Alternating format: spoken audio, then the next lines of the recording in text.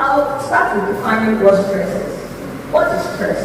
Stress can be seen as an event, a process, or a situation in which the demand outweighs your capacity. Do you understand that? That means the environmental demand or the situational demand or demand of a process outweighs the capacity that you have. And that capacity can be either innate capacity, like that of who God made you to be. Your capacity, by virtue of natural means, I'm different from you, right? And God just gave it that way. So there's that capacity, innate capacity. There's also a capacity that is done on us by virtue of what you intentionally do to yourself to make yourself better. We all are, am I talking? So all the capacity put together, whether innate or something you have learned intentionally to build yourself up, when the demands of life now outweigh the capacity, we say that is a stressful situation. But all that thought. Now there's another thought about stress. That stress itself is not the environmental situation or it's not the process, but your own reaction or how you have thought about those things. Otherwise, two people may be going through the same thing, but one will feel stressed and the other is not stressed. Why? If we were to be equal, then what is stressful today should also be stressful to me. But we don't find it like that. A and B going through the same situation, but one will feel like no big deal, and the other will feel like the world is crashing down on you. So what's the difference?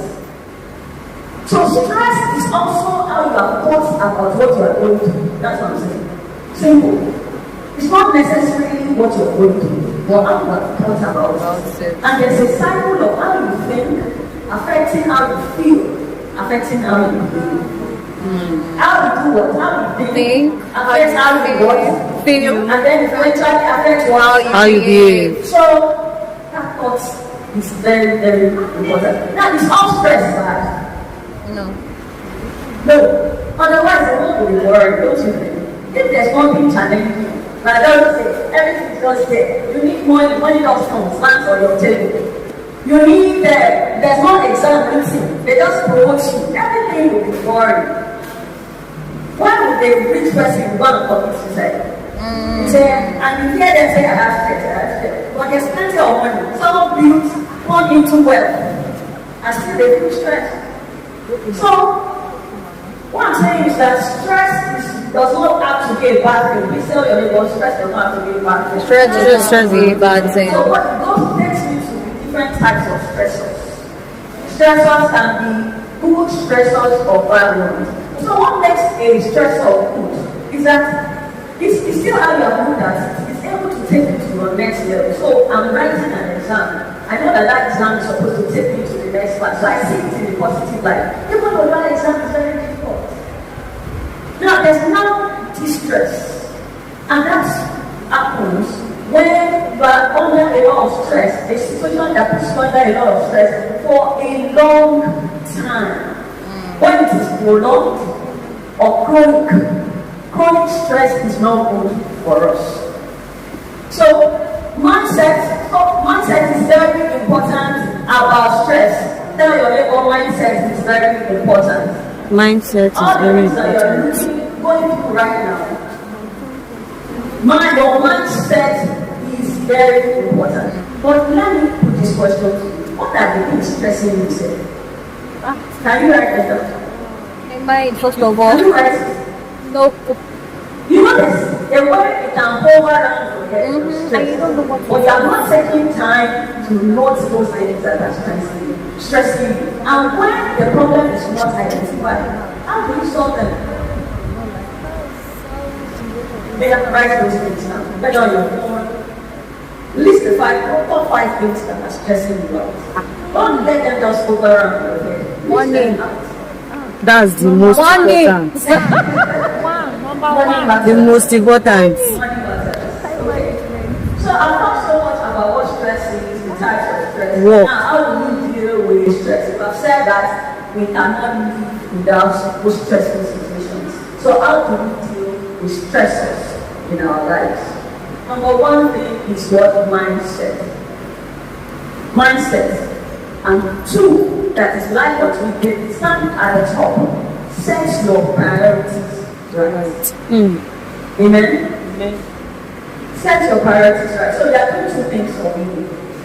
You are listing out the things that are stressing you out.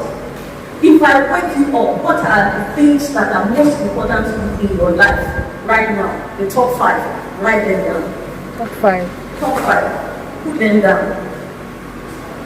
If you say that, you know that the decisions we take on a day-to-day basis should align with the things that will be most valuable to us. Praise the Lord. Are we following you?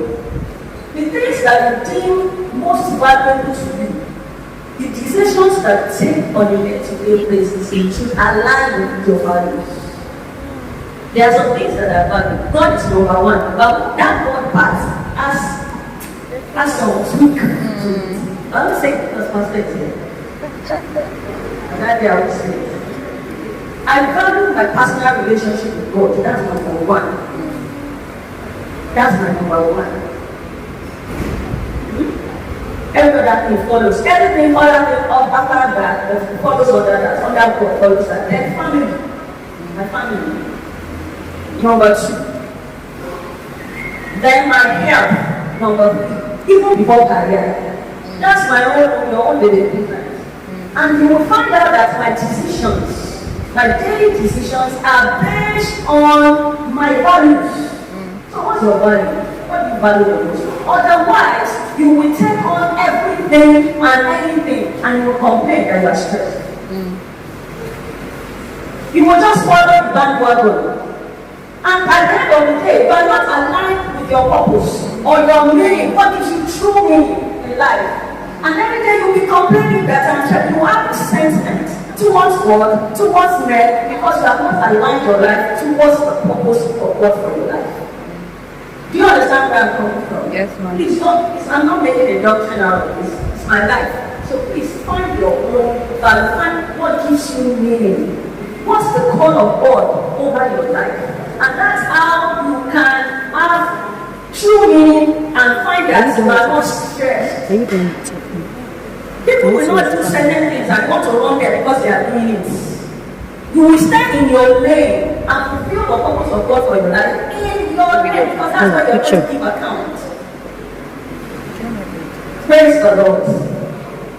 Alright, so we've talked about mindset, we've talked about setting priorities right, finding meaning, finding our purpose. The other things that we need to do to remove stressors or stress from our lives is we need to learn to be able to say no. Amen. Saying no is not good. I'm not committed to the straight because you need to tell everybody you need to learn how to say no. You need to learn how to say no. You don't have to be rude. They may not like you for it. They think that you're pompous or proud. But you don't have to be proud or pompous when you say it. Just say it in a nice way. Oh, I'm so sorry. But also, let me be balanced. Don't be rigid. Let's balance it. Don't be what? Rigid about it. You might have said I don't do this, but God will press it on your eyes. Where it is what you do. And then you do it. Ultimately, you know that everything that we said still aligns with God leading your life. If you don't allow God to lead your life, to direct you, you won't be stressed the way other people are going to be stressed. Because it is a light to your path. It shines light to your path. And you are walking, as it shines the light, you are walking in it. There's no way that you feel stressed when you are walking in the light of God, in the path of God for your life. But you know that we look here and look there. So, saying that, let me give one illustration. There was one day that maybe I just done something overnight. And you know that sometimes when you show up, people don't know what you're going through. I have to give simple in life. You don't know what I'm going through. I will still show up very bright. But you don't know what I'm going through. So then I've done something overnight or something. In the morning, I got a call. There was a program somewhere with children. So I got a call. Doctor, where are you? There's a child, they were running a program for children. There's a child that I have here. The child is ill. Are you available? I was only home with my children at home. I looked at it, I can't go. There's no way I can go. One, I found out two. I'm the only one with children. I was even trying to make something for them to eat. At the end of the day, the person wanted me to show up. And now, fortunately for me, I now remember that there's another medical personnel who was at the location where they were. I just said, man, there's this other person there. Please quickly let this person attend to you. I won't be able to come. I'm sorry, but there's this other person. Have I provided a solution? Yes. Did I have to come? No. But if I had come, I could have forced myself to come. I would not be happy. I'm stressed out, but I do that in lots. If you know me, I do that in lots. Many people would want me personally to attend to them. I'll tell you, no, my clinic day is so. But I'll get someone to attend to you. Otherwise, I will kill myself. If you know the number of messages I get on a day-to-day basis, I will kill myself. And that was what happened to Moses. And then God listened to his father-in-law. The power, that brings me to the next point, delegation. Delegation, the power of delegation in managing stress. And it starts from the home. For moms, don't think your children are too small to start them to teach you that. Whatever way they can get it done, let them do it. Delegate. You are a leader at your places of work. You can delegate, but sometimes we want all those things done. We want to put a video of everything. Pastor, one thing I've learned about pastors is that power of delegation is what we can see in this. Yes. Clap for pastor, please. He's using delegation. That delegation part is using it a lot. Otherwise, what will happen? So delegation is very, very important. The next point, which is almost the final point, there's a lot to say about stress management, but because of time, I won't go. It's what we call TLC. Can we say TLC? Therapeutic Lifestyle Change. Say therapeutic lifestyle change. Therapeutic lifestyle change.